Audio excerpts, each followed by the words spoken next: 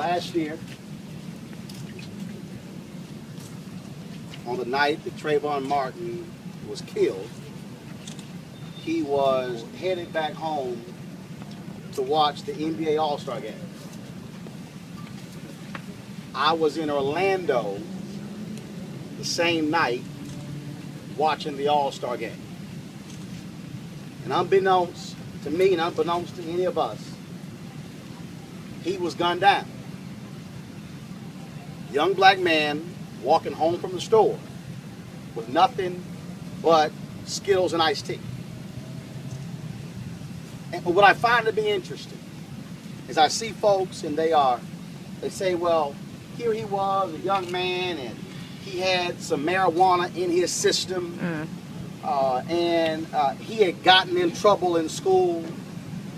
But when I think about Trayvon Martin having marijuana in his system at 17, I think about somebody who is sleeping in this White House right now, who admitted to having marijuana in his system when he was a teen. Talk about it. And so if you think about it, that if the person sitting in the White House right now, President Obama, moved on from that when he was a teenager and ended up in the White House, where could Trayvon Martin have ended up? And so what has happened is we have allowed folks to somehow describe our children, our nephews, our brothers as thugs. That's right. Without giving them any purpose in terms of where they could be 20, 30 years later. And see, what everybody here needs to understand, that it's one thing to sit here and in this moment express outrage, but the question is, when does a moment become a movement? And so you have young people across this country who are angry, who are upset, folks who had candlelight vigils and they had hoodie up marches, and what they should be doing is doing the exact same thing that black folks did on the night of August 28th, 1955, when Emmett Till was lynched. Because if we understand our history, Emmett Till was killed August 28th, 1955, and the Montgomery bus boycott started December 1st, 1955. When Rosa Parks sat down on that bus, she was not saying, "I'm tired," she was thinking of Emmett. And when you think about 55, and then you think about all those young people who were members of the Student Nonviolent Coordinating Committee, individuals who left college campuses under the threat of expulsion, and they said there's something bigger for me to get involved in, and they were the ones who were called 20th century radicals. Right. So the real question is not, are we pissed off, are we angry, are we upset? The question is, will 21st century radicals be developed as a result of his death and the death of others? Because we can stand here and talk about our letters, we can talk about our universities, we can talk about our education, but what does that matter if your name is Sabrina Fulton and tonight you're mourning the fact that your son did not get justice at the hands of the person who killed him? And so when we leave here, the real question is, how do we take our infrastructure? How do we take our organizations that have international infrastructure and national and regional and state and local and grad and undergrad and begin to use that power to mobilize and truly transform and have a 21st century fight for social justice? Because it means nothing for us to talk about stepping. It means nothing for us to talk about the value of our organizations. It means nothing for us to stand here and talk about famous deltas and famous alphas and famous kappas and famous omegas and iotas and zetas and sigmas without realizing that they became famous because they put their lives on the line. Absolutely.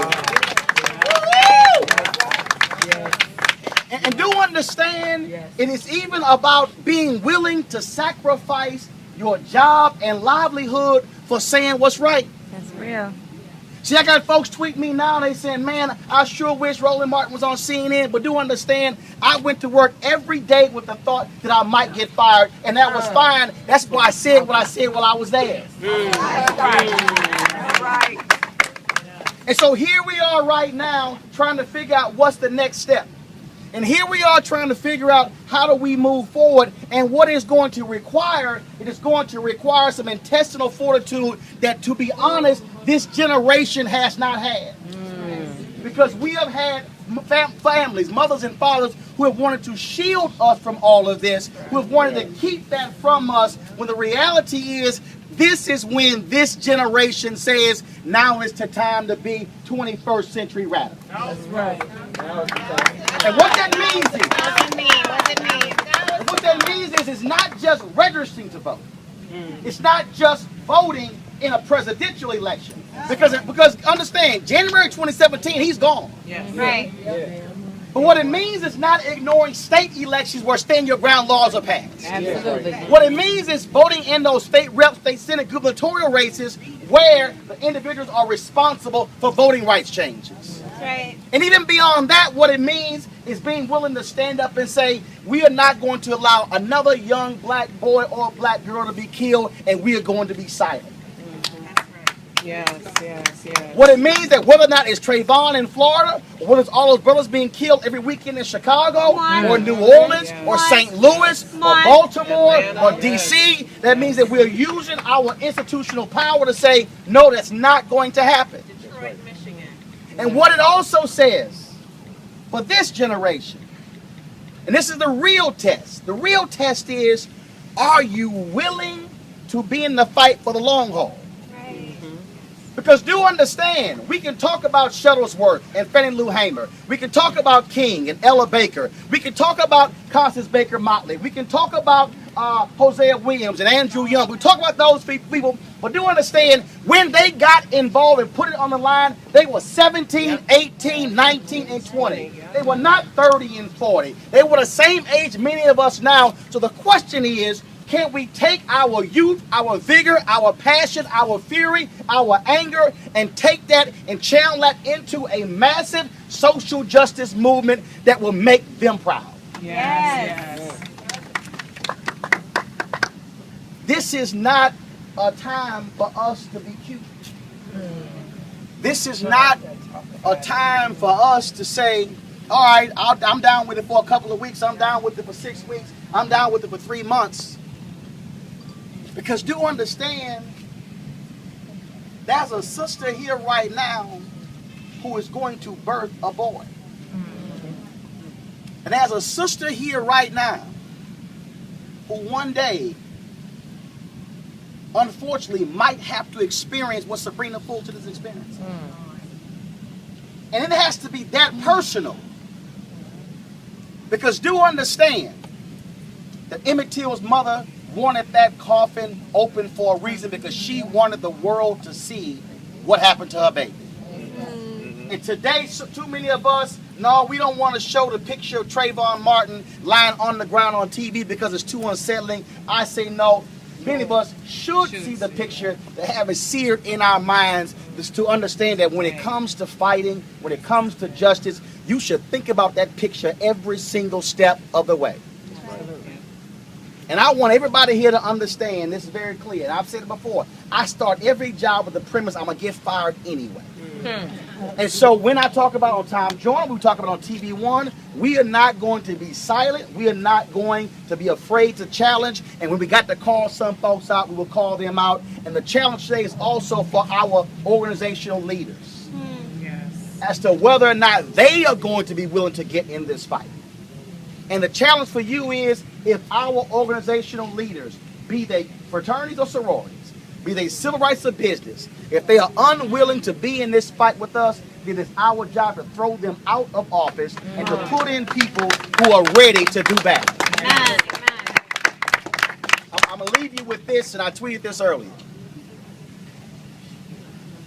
Anybody who reads the Bible will read a story in 2 Samuel 23 where there was a field of lentils, and the Israelites thought that it was not that important, so they said, we're not going to fight over that field. But there was one of David's mighty men named Shammah who said, no, if God gave us this field, it's worth fighting over. That's right.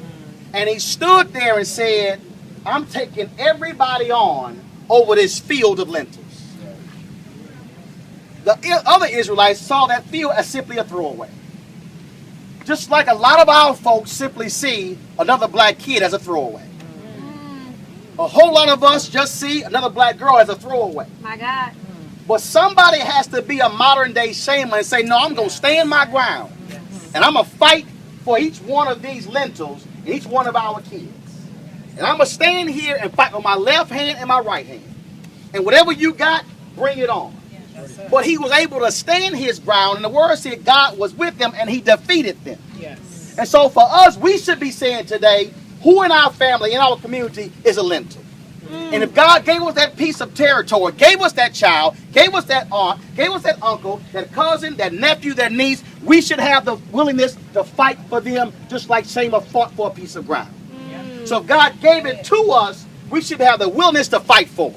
Right. And so when we leave here, what are we willing to fight for? Are we going to defend that piece of territory, or are we going to simply run by and say it's no big deal? Right. I say, no, you stand up and stand your ground. Because since Trayvon clearly stood his ground, Yes, he did. Yes, he did. and Zimmerman killed him and got off, that means that every single child who is touched, who is laid a hand on, every single one of us will look like Shema said, I will fight you with my left hand and my right hand, and I am willing to fight for every single one of our children, and I'm willing to stand my ground. That's right. So you got to stand your ground on your job. Stand your ground on your church. Stand your ground in your frat. Stand your ground in your sorority. You got to be willing to look somebody in the eye and say, I'm not moving. I'm not giving up. I'm not going to allow you to take another one of our children and to simply say they are irrelevant. This requires a radical thought, which is followed by radical action. So we came here tonight, but we all, when we step out of here, when we all leave here, when we all go back home, when we wake up in the morning, when we wake up and say, what is going to get me going? I just think back to the sisters who were actually singing tonight's program, Sweet Honey on the Rock, when they sang one of their freedom songs. And this is it. I woke up this morning with my mind stayed on freedom. I woke up this morning with my mind stayed on freedom. That's what it's going to take for us.